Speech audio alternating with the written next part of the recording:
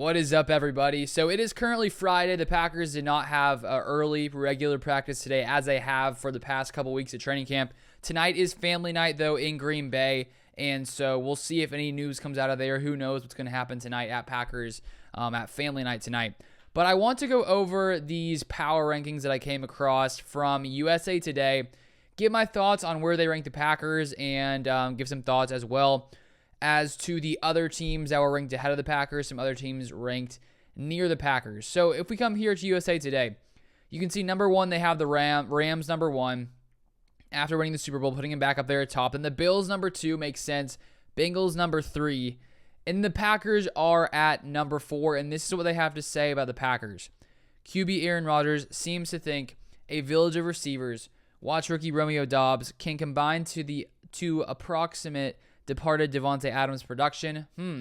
We're thinking shortening the game with more aggregate touches for running backs Aaron Jones and A.J. Dillon might actually be the Lombardi ticket. So USA Today has the idea that the Packers are still one of the best teams in the NFL, even though we did lose Davante Adams this offseason. And I would say I have to agree. Am I biased? Maybe, probably a little bit, considering I'm a Packers fan and read about the Packers every single day and have been a diehard my entire life. But I tend to agree. The Packers are still one of the best teams in the NFL.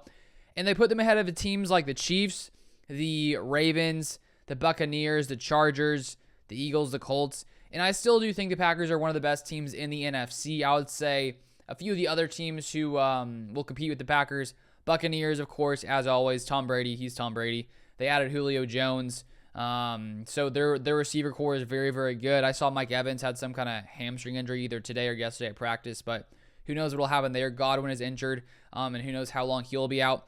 But he's Tom Brady, and the Buccaneers always seem to find a way. The Rams, as well, as I said, are still one of the better teams in the NFL.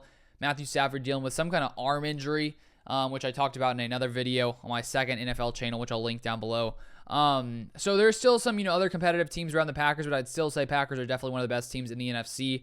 And I think the biggest reason is just our defense. It's like we've talked about this a lot, but I mean, just when you look at all the pieces we've added, having Quay Walker alongside Devondre Campbell, and Quay Walker has looked good from all that I've seen come out of training camp, and he's already, solidified himself as one of the starters on this defense. And we'll see how long it takes for Devonte Wyatt to, start on the defensive line. Maybe they'll sort of switch him out to start the season, and we'll see if throughout the season he gets some more reps there.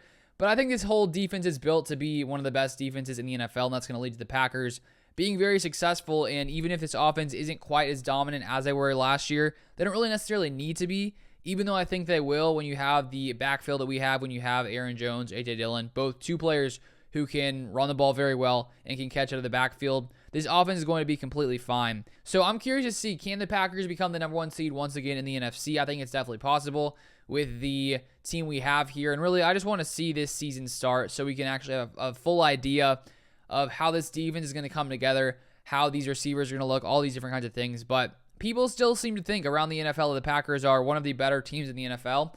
Even on the sports books, I know the Packers are still one of the top teams. So people don't seem to think overall that losing Davante Adams is going to hurt the Packers that much, and I would tend to agree with that assumption. So we will see. We'll see what happens here in Green Bay, and hopefully the Packers finish as one of the best teams. But that is going to be it for this video. Thank you guys so much for watching, as always, and I'll see you guys next time.